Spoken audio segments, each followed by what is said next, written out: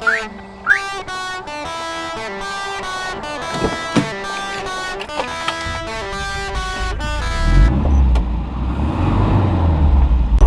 going on, ladies and gentlemen? Oh, finally done work for a day. Well, I don't know about you all, but we've been having a heck of a heat stretch lately. So basically any day that it's under 90, you know, I can't complain too much.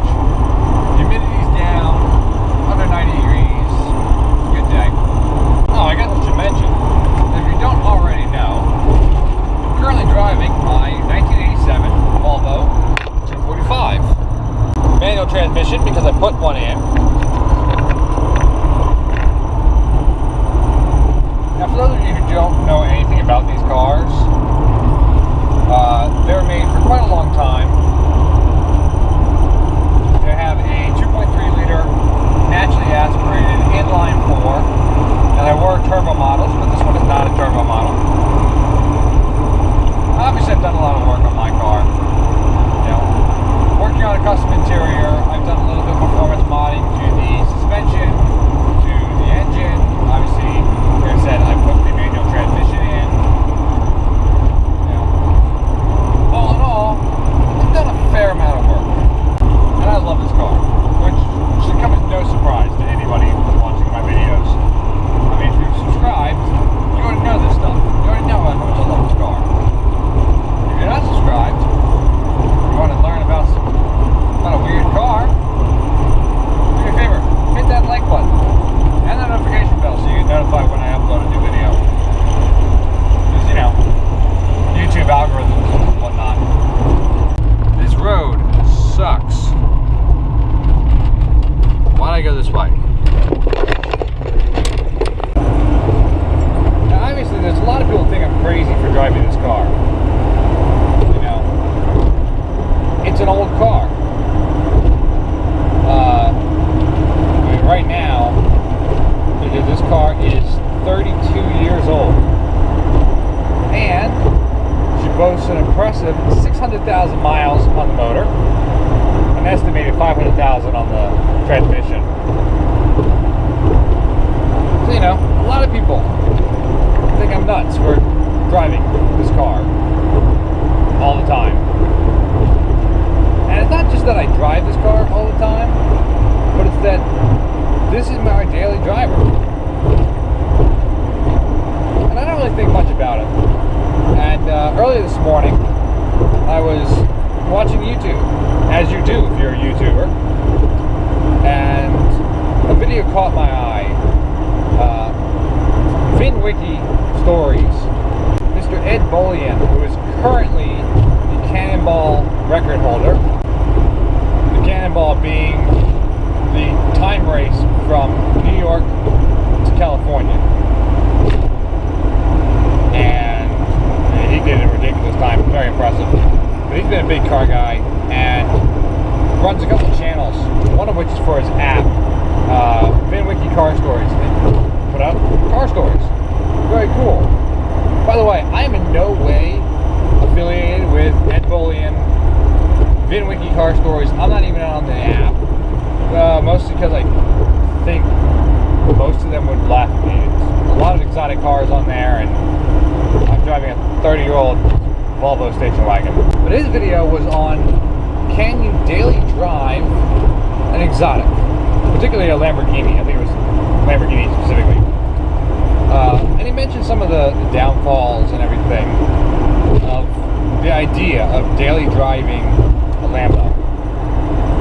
Things like comfort, things like, you know, heat, space, all this other stuff. But it got me thinking. I have a hair, that's not. But it got me thinking about my car and all the people that think I'm nuts for daily driving it. So in the late 70s, 80s, and even in the early 90s, Volvo built things to last. It was their big thing. You know, they wanted everything to be reliable, as well as extremely safe, but reliable.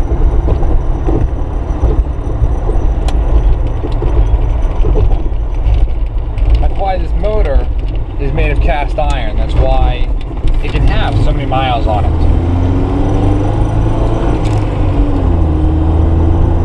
Now, obviously, every car has its little hiccups and glitches and things that, you know, go wrong. They could go wrong. They probably will go wrong. Things that car guys who drive a car for long enough know to look out for.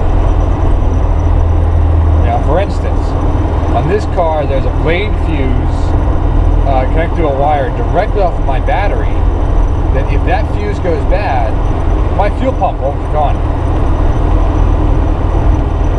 It's really annoying. The car will just sit there and crank and crank and crank and crank and crank, and it sounds like it's wonderful, but it will never fire. So, I carry spare blade fuses and a spare fuse holder. This way, should anything go wrong, easily swap that out. It's something that, you know, you come to expect. They don't go bad very often. In fact, I think the last fuse holder I had went bad probably 5-6 years ago or so. But all in all, this car is very reliable. You know, I keep up on things like its maintenance. I keep up on its tune-ups and its oil changes, stuff like that. I check its fluids. But all in all, this car is very reliable. You know, it's probably one of the most reliable cars out on the road. It doesn't overheat. It doesn't, you know, have problems like that. Hop in, turn the key, drive down the road. Even with the car being 30 years old, still extremely reliable. Another thing that people kind of get worried about is the comfort. The 30-year-old car. Alright, so I don't have an infotainment system right here. I have controls and switches. But, figure this is a 30-year-old car. Came stock with nice comfy seats that are adjustable. Your seat tilt, your back tilt, lumbar support. These cars even have heated seat warmers. I mean, trust me, in the winter, that thing is awesome, man. You hit that butt warmer, you get nice and toasty in no time. How about air conditioning? Yeah, my car has air conditioning. I don't really use it often because I like the fresh air, but it does have AC.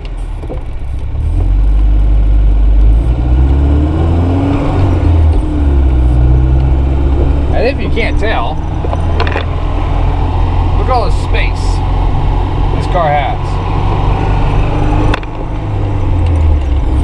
It's a wagon. But it's not just that. Like, it's a Swedish car, which means it was made for Swedish people. Swedish people, on the whole, are large people. They're tall. So they need leg room. Well, I got that in spades, man. Figure. I don't know how you can see that. Figure I got all this space for my legs. Nice, comfortable seating position.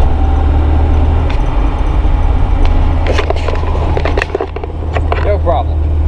I've driven other cars. I had a friend once who had a 2004 Camaro. I could barely drive the car. There was so little leg room that the steering wheel was literally going between my legs. Like if I went to go turn at full lock, I'd punch my legs. And then the dashboard was sitting right against my knee. That car was not made for tall people or people with long limbs. This car obviously was. And obviously I can move my seat forward. So if I were to have somebody smaller sitting in the seat, they can handle it. The front seats are great. I had an ex who drove a 2001 Jetta, a Mark IV. Volkswagen Jetta. It was a good car. There was lots of leg room in the front seats. None in the rear. There was no leg room in the rear seats.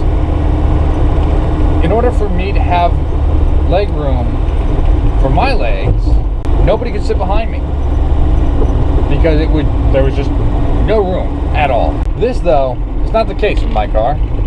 See the space? Leg room. That seat's tilted back a little bit too. Now obviously I drive a wagon, so we don't need to get into the question of whether or not I have space in the trunk, do we? Can I go grocery shopping in this car? Duh. Can I go pick up supplies for a custom job or some lumber? Yeah. We even had a full-size couch in the back of this car. Okay? Space, this Volvo, got plenty of it. The other thing that people always wonder about with this car is how it handles. People wonder how it handles and how it fits in places. Now, this car is fairly narrow. It's narrower than a lot of other cars, but it's longer because it's a wagon, obviously. You know, it's got a big long nose, it's got a big rear end. The truth is, this car handles and drives like a dream. The turning radius on this car is so tight, I can pull a U-turn on a side street. You know, make a U-turn on here, no problem. Make a U-turn on that street, no problem. A U-turn, not a K-turn, a U-turn. I've driven other cars that do not handle nearly as well as this one does. And I'm not just saying that because I love this car, but because it's the truth. You know, cars that you can't make a U-turn in, or you have difficulty pulling into spots when you're parking. Not the case in this car. The last thing that a lot of people think is a little weird when it comes to the whole how's it drive idea is the fact that this car is a driver's car. When I say that, what do I mean? Well, let's see. It's an 87. That predates anti-locking brakes. Even before Volvo started using them. And Volvo was ahead of the curve. I did make it a manual transmission, which means I have to shift. Now it does come standard with power brakes, meaning that there's a booster for my brakes. I don't have to, I'm not just pushing hydraulic pressure, it's air assisted. And power steering. And with a car that's this heavy, power steering is very useful, unlike some of your modern cars that don't have them. I think it was the Toyota Matrix, Smart Car, you know, things like those. A lot of the Fiats, they don't have power steering because they don't need it. They're so small and lightweight, you know, no effort. This car, though, it needs it.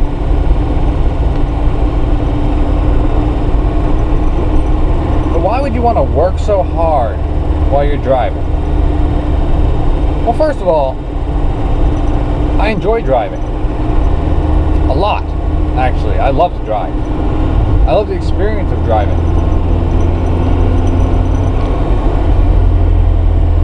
I love things like watching my throttle control, watching my brake pressure as I push on the brakes to slow down compared to stopping, or if I'm using them to kind of balance the weight of the car. You know, these are things that I greatly enjoy. Yes, I enjoy a manual transmission. I enjoy shifting the car on my own. It is a preference. I know there are some people out there that will say that I'm stupid for it. There are some people that will say that it's the only way to go.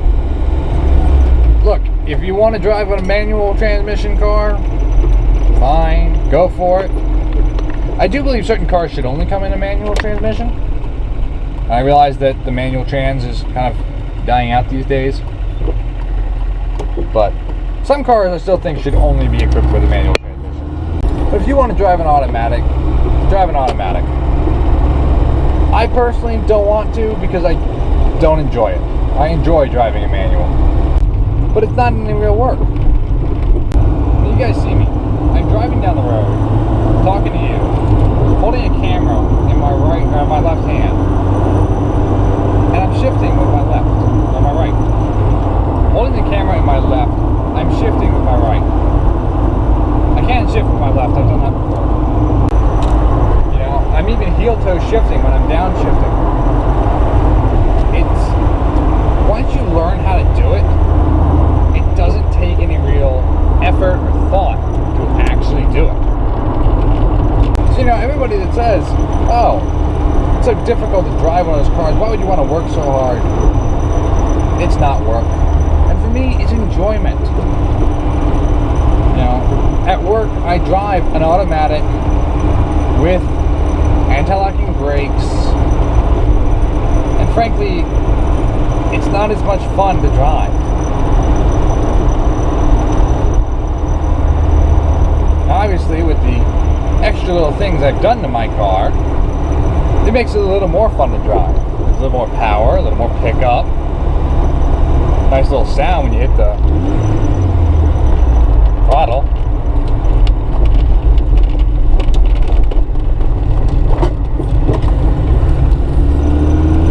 And of course, I love the way it looks. So it makes it a little more enjoyable than normal. But it's still a great, fun car to drive. And I don't lose anything in the process of all this. The car has everything that you need. If it has everything that you want, why wouldn't you drive it? The main reason I put this out is because, well, one, I like talking about my car. Two, I think it's very important to relay the message because there are people out there that do drive old cars, that love driving older cars, and people tell them that they shouldn't. Oh, you need to get a new car. Look, if your car is still mechanically sound and reliable and safe. Oh, yeah, I didn't mention the fact, I didn't get into the safety of this car. Okay, so I don't have airbags, but trust me, you can look it up. The Volvo 240 is still the safest car that's ever been put out. It's a Volvo, Volvo for life. So if anybody is out there with an older car they enjoy driving, that is still mechanically sound, that still gives them everything that they need while, going about their daily life, and you have people telling you, like they tried telling me, oh, you need to get a new car, you can tell them to bugger off, because you really don't. Basically, folks, drive what you love to drive, regardless of what that is. If you like driving old cars, drive old cars. Personally, I have no intention of switching out my car for a different daily driver. Maybe one day I'll buy another car, but it'll be another car, not a replacement car. Folks, that's going to do it for me for today. I hope you all have enjoyed. Please do remember, if you're not subscribed, go ahead and subscribe. And if you like the message, if you like the idea of driving what you like to drive as your daily driver, and saying piss off to anybody that gives you a hard time about it, go ahead and hit the like button. Or if you just like the video, hit the like button too. So until next time, folks, y'all keep rocking and rolling. I'm going to keep taking care of business, and I'll see you all in the next video.